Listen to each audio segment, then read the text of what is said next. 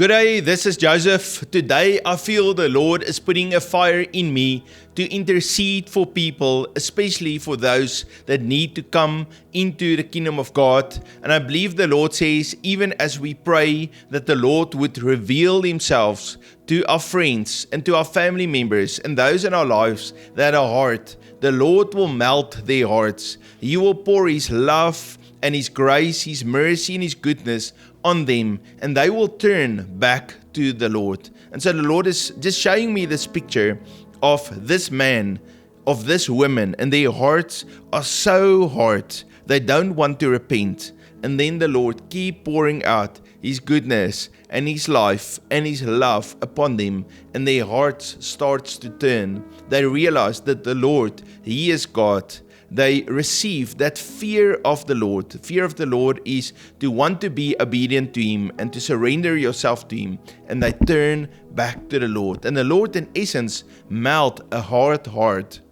One of my favorite characters in the Bible is the centurion. And we see this picture of the centurion standing before the cross. He's standing right opposite the cross. And he was actually testifying about Jesus. He said, "Truly, this was the Son of God." You see, as he spent that time with Jesus, and in essence they were crucifying Jesus, Jesus still continued to show love and to show honor and to release His goodness and His presence and power to all those around Him, even while they were busy persecuting Him. And in the midst of all of that, going through the whole process of seeing Jesus die on a cross, the centurion stood there as a witness, and he realized that this is the Son of God. There's not one person on this earth whose heart is so hardened that they can resist the love of God. The love of God will never fail. He will always reveal Himself to every person and give each person a proper chance to receive the Lord Jesus. Some people went through very difficult times in their lives. They experience trauma, and a trauma forms a hardened shell, a heart of stone, as the Bible describes it, in their heart. And so for that person, just to preach the gospel that one time is not enough to penetrate their heart.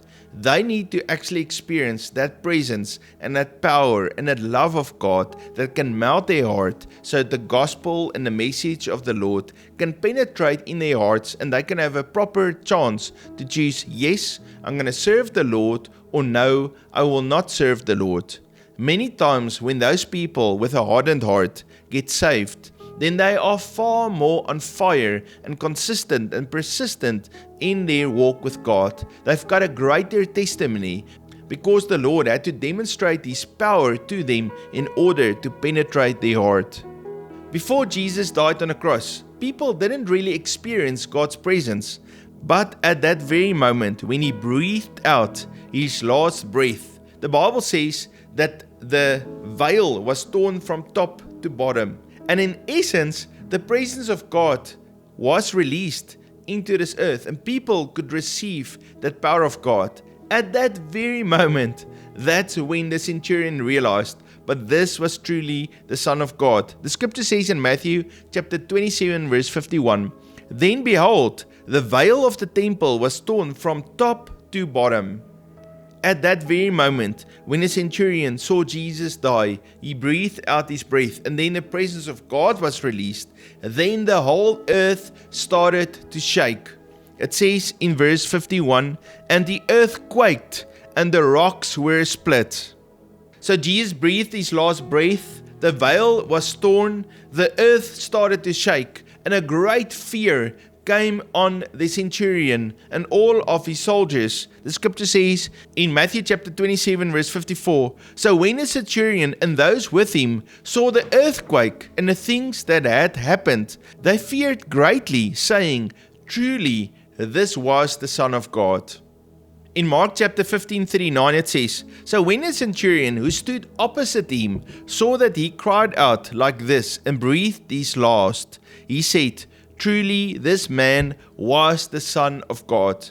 So those words there, Son of God, is Huios Theo.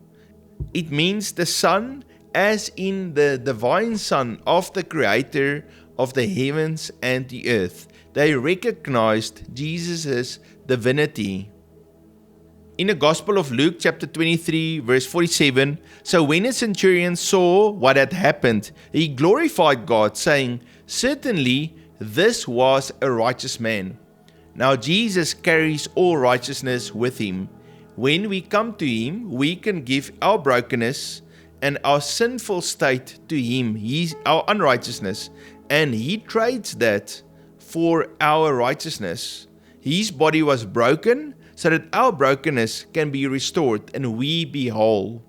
Now, what also amazes me is that this Roman executioner was the very first Gentile to recognize that Jesus is the Son of God. You see, he saw the power of God. His heart was probably hardened because of all the deaths and all the crucifixions. But when he experienced that power of God and that love that came out of Jesus, then he truly knew that Jesus was the Son of God, and he recognized it. He declared it. This centurion was the perfect witness to the death of Jesus. The scripture says in Mark chapter 15:39 that he stood opposite Jesus when all of those things were happening. And then, after standing opposite Jesus and witnessing everything, he declared, truly, he is the Son of God. It's the perfect witness because those Romans were very good at observing, and they would never tell a lie. They would always tell the truth, else they would be executed. And so he spoke a word, a truthful word based on his witness and his observation. At first, this man was the commander that instructed the soldiers to mock Jesus and to whip him and crucify him. And then he was the very same man whose heart was melted by God's presence and his love to acknowledge that Jesus is the Son of God. And so when we pray for others, the Lord opens up doors. He sends his angels, he sends his servants to declare the gospel, to demonstrate the love of God. And when men and women with hardened hearts experience the love and the goodness of God, their hearts will become soft and open to receive the message of the good news of Yeshua, the Son of God. Let me pray with you. Father, I pray today for each one in our lives that has a hardened heart. Lord, we call them into your kingdom. Lord, we ask that they will experience your love and your very presence that transforms them and softens their heart so they can receive the message of the gospel of Jesus Christ. Lord, we praise you and we worship you. And Lord, we make ourselves available to be a vessel in your hands to preach and to proclaim the gospel and to show kindness and love to others. Lord, thank you that your church is growing, that you are establishing your kingdom, and Lord, that I can be part of what you are doing today. Lord, I give you all honor and praise in the name of Jesus. Amen. Family, thank you for joining me today, and I'm standing in faith, trusting with you for your loved ones and your friends to come back into the kingdom of God. Thank you for joining me today. The Lord loves you very much, and I love you too. If you would like to sow into the ministry of Unity with Heaven, please look in the description. There is our bank detail and also a PayPal link. If you are already sowing, I want to say thank you very much. May the Lord bring multiplication and blessing to you, and it makes such a big difference in my life. If you are new, please hit that subscribe button and also the bell notification, and make sure that you write a comment, something uplifting that will build each one of us up. I really appreciate those comments. Also, ensure that you are subscribed to all the channels: Daily Prophetic Word, Prophetic Teaching, and Personal Prophetic Ministry. You must have a fabulous day, and I look forward to see you tomorrow. God bless you.